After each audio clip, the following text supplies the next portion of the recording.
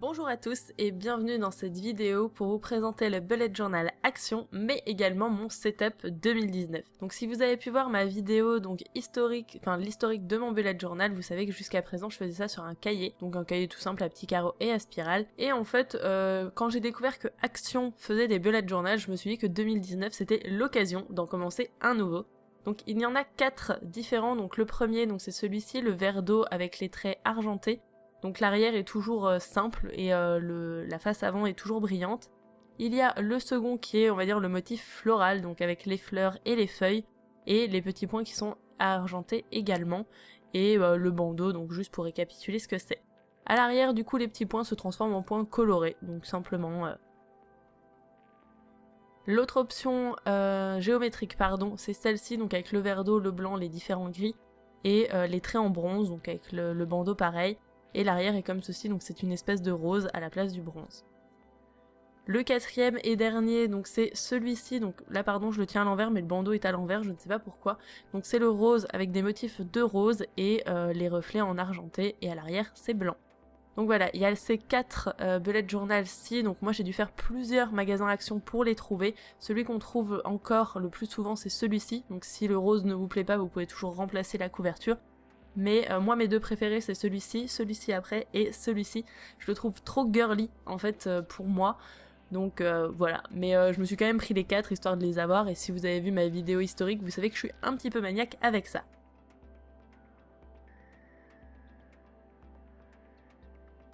Mais bon, maintenant je vais vous présenter le bullet journal Action, donc je ne vous l'ai pas dit, mais il fait 150 pages, donc c'est pour ça qu'il est assez épais comme vous pouvez le voir, et les pages font 90 grammes par mètre carré.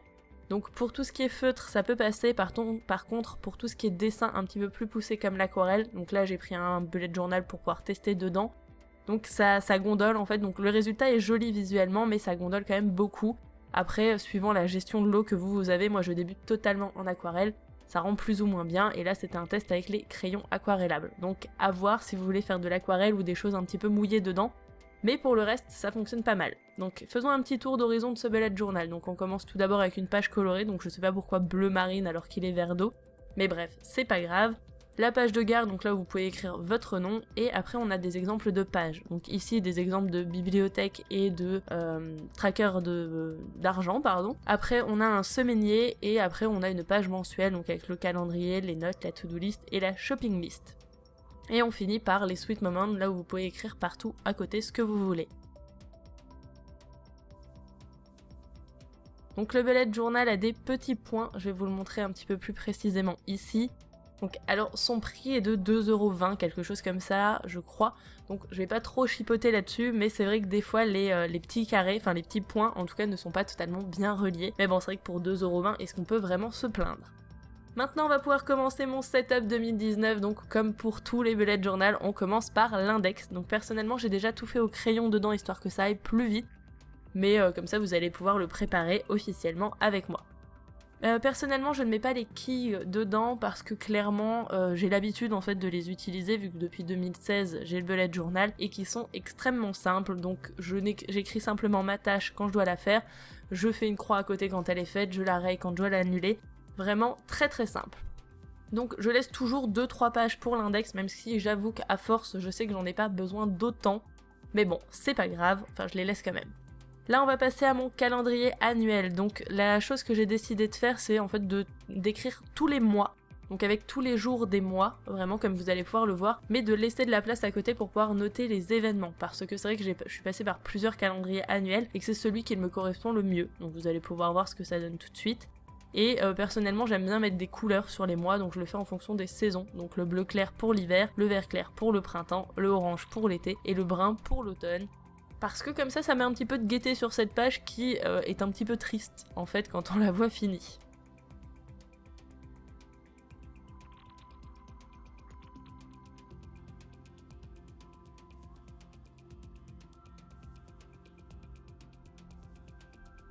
Attention cependant quand vous faites vos colonnes, parce que là personnellement pour le mois de septembre j'ai eu un petit souci parce que septembre a 6 semaines, parce qu'il a un jour en semaine 1 et un jour en semaine 6, et du coup le 31 ne passait pas en fait, donc j'ai dû l'écrire à côté. Si vous êtes maniaque faites attention à ça, moi ça me dérange pas trop mais le 30 septembre. Personnellement, pour les gommes, j'adore utiliser celle-ci, donc c'est la Faber-Castell et c'est la Mite-Pain, parce qu'en fait, elle ne laisse pas de petites épluchures de gomme, et du coup, j'adore ça, et ça fait beaucoup plus propre. Collection suivante, ça va être ma pile à lire, donc là, je laisse des pages, et vous le verrez rempli par la suite, parce que clairement, me voir écrire tous les livres que j'ai achetés non lus, ça vous intéresserait pas, et je vais faire un titre, on va dire, hyper simple, parce que j'ai pas trop envie de m'embêter là-dessus, vu que ça va vraiment être que des listes.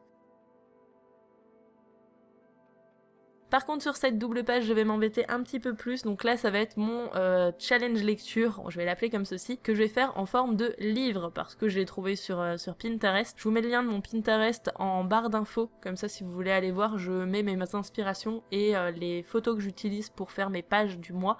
Vous allez pouvoir le voir juste après, mais si vous voulez voir les inspirations que j'ai, vous pouvez les retrouver là-dessus, donc je vous le mets juste en bas. Et là, donc ça va être sous la forme d'un livre ouvert, donc pour le faire tout simplement, il va falloir faire un décalage de 1 carreau ou d'un demi-carreau suivant le visuel que vous voulez. Moi personnellement, c'est un demi-carreau à la fois, comme ça j'ai plein de lignes. Alors je vous avoue que je les ai pas comptées, mais je crois que ça fait presque une quarantaine.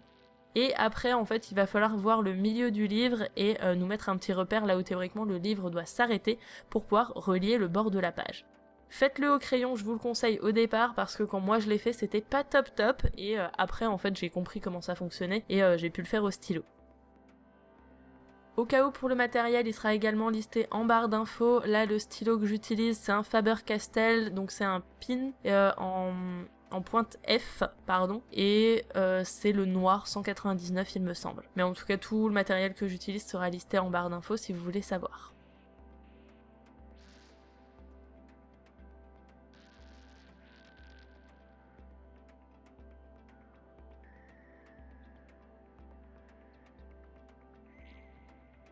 Pour ce qu'on pourrait appeler entre guillemets de la calligraphie ou du remplissage, j'utilise ces stylos-ci, donc ils viennent de chez Action. Il y a 3 pointes différentes, une 2 mm, une 3,5 et une 5. Chose plutôt pratique, malgré que ce soit des feutres, ça ne transperce pas de l'autre côté, donc on ne verra pas le noir. Et ça c'est vraiment bien, et je pense que c'est dû entre guillemets à l'épaisseur du papier, même si c'est que 90 grammes au mètre carré.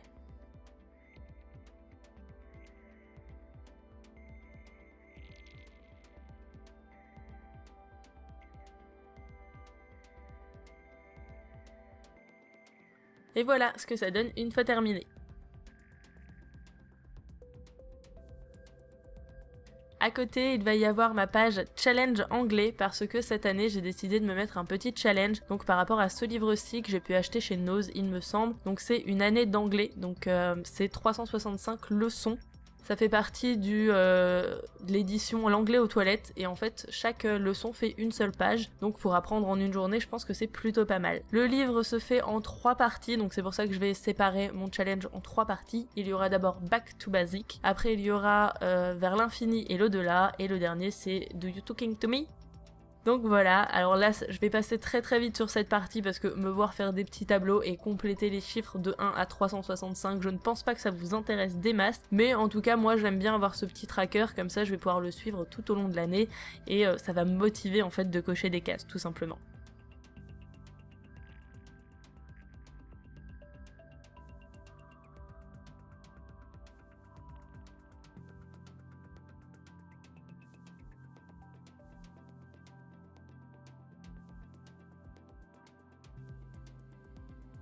Donc voilà, cette double page est maintenant terminée, donc avec mon challenge anglais d'un côté, mon challenge lecture de l'autre.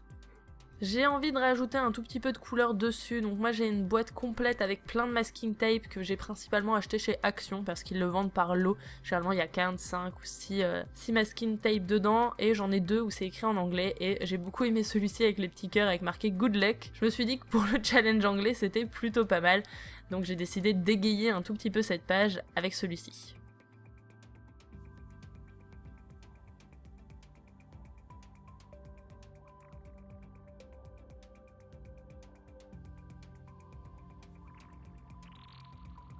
Après ça, on va passer au tracker suivant et ça va être le tracker de suivi de forme. Donc moi j'aime bien l'avoir histoire de pouvoir avoir mes mensurations et mon poids dans un suivi annuel. Donc pour faire tout simple, personnellement je fais ça dans un tableau, dans un seul tableau où d'un côté il va y avoir mes mensurations et de l'autre côté ma courbe de poids. Donc comme vous allez pouvoir le voir, je suis en train de le faire de ce côté-ci. Donc je fais 12 colonnes pour les 12 mois de l'année, 12 lignes pardon pour les 12 mois de l'année. Je me prends pas trop la tête, comme ça visuellement on a tout de suite un repère et c'est beaucoup plus facile.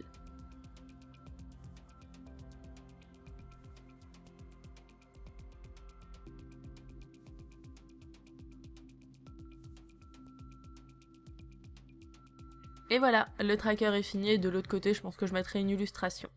On va passer à une autre double page tracker, donc sur votre gauche il y aura le tracker ménage, donc personnellement je me suis inspirée de ce que j'ai trouvé sur Pinterest, il y en avait mais des tonnes qui étaient basées sur celui-ci et je l'ai trouvé vraiment sympa visuellement. Alors personnellement j'ai dû l'adapter parce que vu que c'est des Anglais qui l'ont fait, voire possiblement même des Américains, il y a des choses qu'on n'a pas forcément en France ou qu'on n'a pas de façon aussi récurrente on va dire. Je crois que c'était tous les mois, quelque chose comme ça, il y avait nettoyage des pales du ventilateur plafonnier, donc clairement en France c'est pas hyper répandu les ventilateurs plafonniers, donc lisez bien en fait avant de le recopier tel quel. Moi je l'ai adapté en français à mes besoins et c'est hyper facile à faire en fait. Vous mettez uniquement les semaines, enfin toutes les semaines ce que vous voulez faire, toutes les 2 semaines, tous les mois, tous les 6 mois pardon et tous les ans. Donc comme ça vous avez un petit suivi sur l'année pareil de votre ménage et vous pouvez noter même ce que vous voulez, hein. Moi personnellement tous les 6 mois j'ai noté par exemple le changement de brosse à dents parce que je suis toujours du genre à oublier de la changer et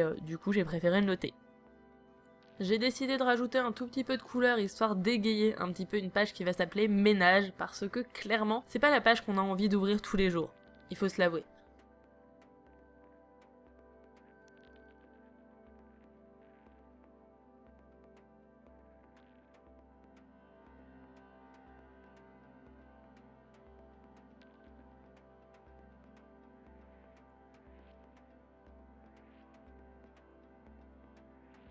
À côté, on va pouvoir avoir le mood tracker annuel, donc qui s'appelle Pixel of the Years, donc pareil, inspiration Pinterest. Alors ici, il va falloir simplement en fait lister en haut les mois. Vous pouvez le faire sur 2 fois, par exemple, enfin pour avoir vos émotions matin et après-midi, par exemple. Moi, j'ai décidé de le faire par jour, donc avec les mois en haut et les jours en vertical, donc de 1 à 31. Après, j'ai sélectionné mes couleurs, donc avec 5 émotions que je vais traquer, donc on va dire de la joie jusqu'à neutre, jusqu'à la tristesse et la colère.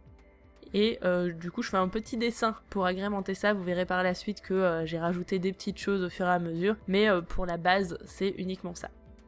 Et après il va falloir venir le compléter en fait tous les jours, tout simplement comme un mood tracker, et ça nous donnera un petit peu un Tetris. Et ici après on passera à janvier. Comme vous avez pu le voir tout au début, j'ai squeezé en fait ma page annuelle, parce qu'en fait j'avais un souci d'imprimante. Donc c'est parti, on va voir quand l'imprimante fonctionne. On se retrouve quelques jours plus tard avec mon imprimante fonctionnelle.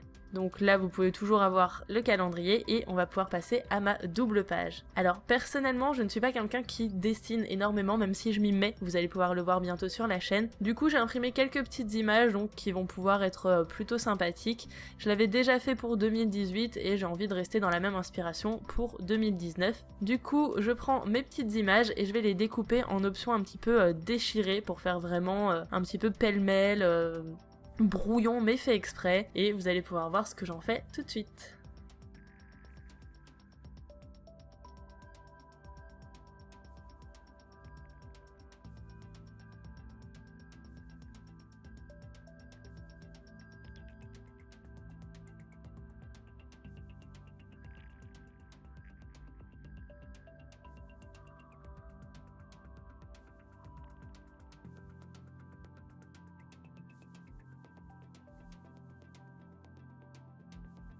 Et donc voilà le résultat final, donc ça fait un petit peu page d'inspiration et personnellement j'aime bien, donc avec ce côté un petit peu voyage d'un côté et puis plutôt terre à terre de l'autre. En tout cas c'est une page que j'aime beaucoup et là je viens simplement écrire 2019 dessus.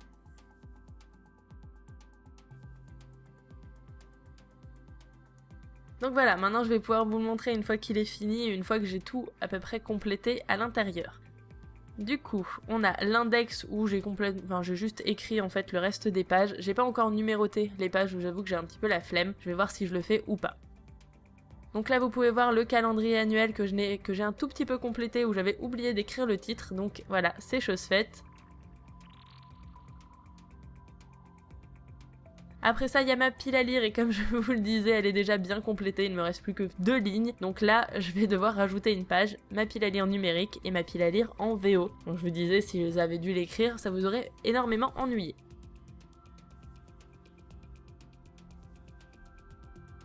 Là, c'est les pages que du coup vous avez pu déjà voir.